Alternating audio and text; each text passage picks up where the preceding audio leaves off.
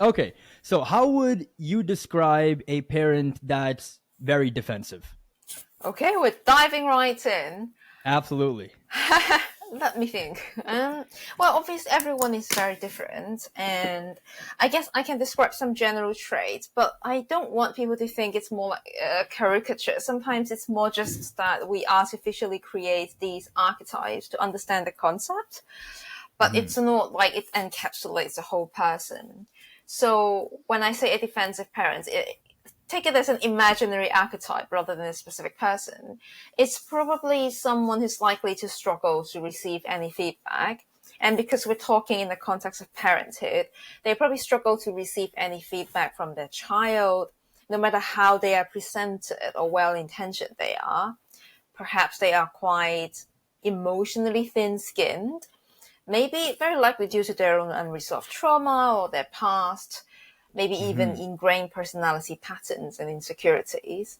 And Hmm. so any kind of things may be very quickly perceived as a criticism, no matter how small, or sometimes even the child might be expressing that they are not very happy about something or they're struggling with something, and but because of how defensive they are or how sensitive they are, something even as simple as, oh, mom, I feel hurt when you said that, like something delivered very deliberately in a very healthy way, could still be misconstrued. It can still trigger an immediate reaction. Their walls go up. They may walk away. They may give you the cold shoulder.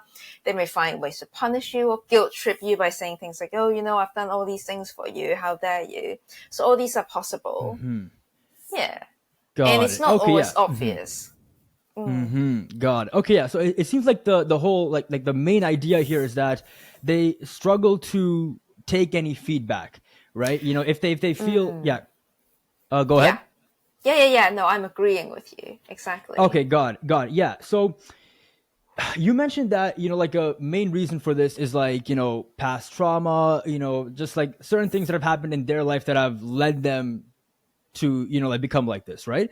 So Mm. what would those life like life events be like? What happened in their life for them to eventually become a parent that's extremely defensive? This is a really tricky question because Hmm. many different routes could lead to the same protective mechanism. You know, in psychology, we call them defenses, but I think we can think of them as survival or protective mechanisms too. Well, I Hmm. would caveat to say if you have been a child of a very defensive parent all your life, we need to say that understanding the origin of it doesn't actually excuse it, because I do think it's a child's tendency to keep going down the rabbit hole of over sympathizing to the point where they bypass their own suffering. So no, it doesn't excuse their behavior. You still have the right to be angry, but maybe having an Hmm. understanding of it could help. I think again, okay, I have to stop putting so many caveats in, but No, very it's like fine, it's fine, it's great. because everyone is so different. I don't want to Yeah. make it, but then Hmm. I think in these podcasts and when you write anything, in order to make a point, there's inevitably some kind of generalization. So Hmm. I Yeah, think it's for very sure. often a shame response. Yeah. They may never really have the opportunity to learn or even the psychological resources to learn how to confront their own pain or to say, okay, I'm not perfect, but I'm okay. I think, therefore, the slightest potential perceived criticism would push them into the place of shame. And when people are in the place of shame, they react. And that's when you see their wall gets up, when they give you the cold shoulder, when they withdraw. There are many, Hmm. many formative experiences that could have led to this. Maybe they had a very critical parent who never taught them how to be imperfect and okay. Maybe they grew up in a family where vulnerability is a weakness. Maybe they were simply neglected. Maybe no one had punished them explicitly or hit them, but they were just neglected. So they had to raise themselves. And, that would create a kind of extreme perfectionism as well when you don't have the guidance and you just have to find your way. These are all very complicated and all of them is a whole book in itself. But I Hmm. do think it's quite likely that they never really learned how to deal with shame, or they were overly criticized themselves, and now they're replicating their own trauma with their children.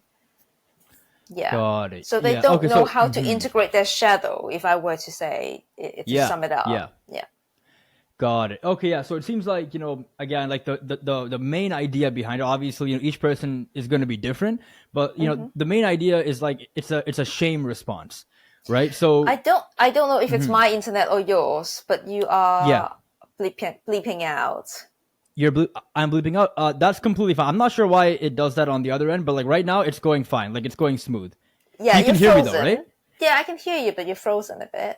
Oh, Oh, you're really? moving again. That's good. That's good. Okay, Yeah. yeah, it's fine. It's fine because like like it's going smooth right now, so like no problem at all. It's yeah, I'm Sure, not sure why it sure. does that, but It's okay. yeah. So it Technology. seems like yeah, no, exactly. Yeah, so pretty much as you mentioned, like the whole main point comes down to like it's a shame response, right? In some way, shape, or form. Obviously, that gets built in many ways from being neglected, from being shamed for being vulnerable, or having a parent that may have constantly been verbally abusive. There's so many different things that could have led to that, right? Now, Yeah. one of the common uh, forms of behavior when it comes down to people that are extremely defensive is what you call splitting, Oh. right? So, can you go a bit deeper on that, and how does that contribute to the behavior of a person slash parent that's extremely defensive? Yeah, I can.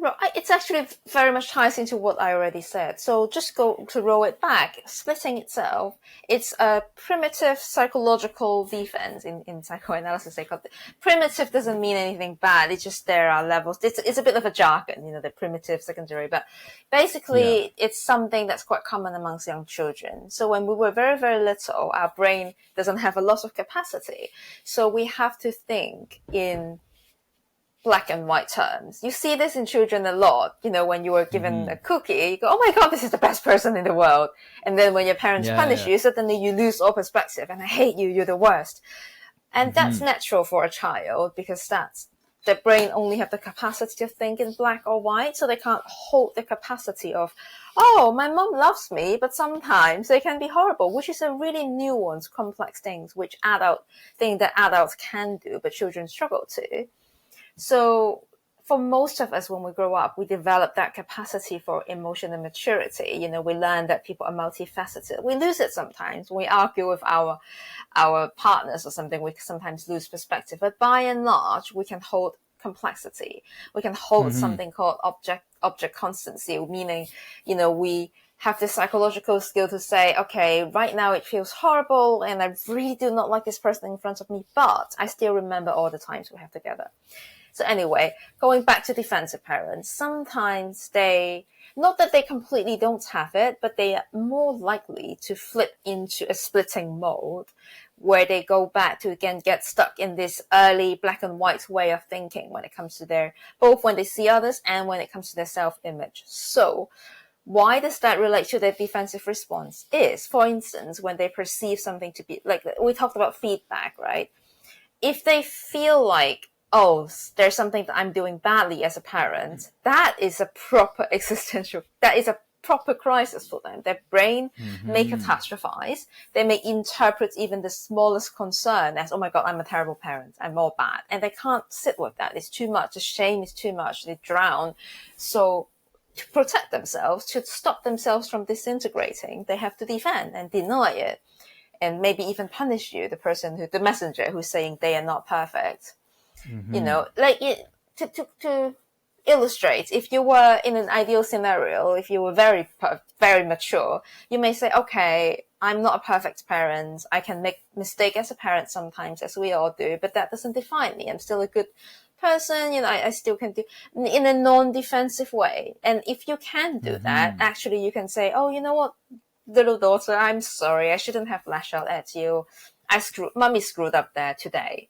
But, it's quite interesting. It is because you can tolerate it's because you can tolerate a mistake. Could you apologize for it and not be defensive? If you can't tolerate it, your only option Hmm. in your mind is to deny it. And that creates defensiveness. Got Makes it. Okay, sense? yeah. So, yeah, for sure. Yeah. So it's like black and white thinking, right? So Yeah, like basically black and white thinking yeah. So it's like in you're this either good or context. you're bad. Yeah, yeah. In this context, yeah. So like they can't see those small nuances that, like as human beings, you're gonna have flaws. You know what I mean? Like that's just how human beings are, right? So I guess it's like they can't see that aspect, right? For them, I guess if there's a slight indication that they might have a flaw or they may have made a mistake, it's like, oh my God, I'm a bad person. And then immediately they kind of like shut down, right? And so there are really two sides to it. So one is that when it comes to their self-image, they split. It also applies to other people, where suddenly your beloved daughter becomes, or son becomes your enemy. Because in that moment, again, I'm not saying globally and all the time, but when they are dysregulated, this person is like their worst enemy. So they may lash out and treat you in very horrible and cruel way, which they may later regret. But at that moment, you are this all bad thing. Yeah. Yeah. They just basically lose the capacity for nuances in a nutshell. Yeah.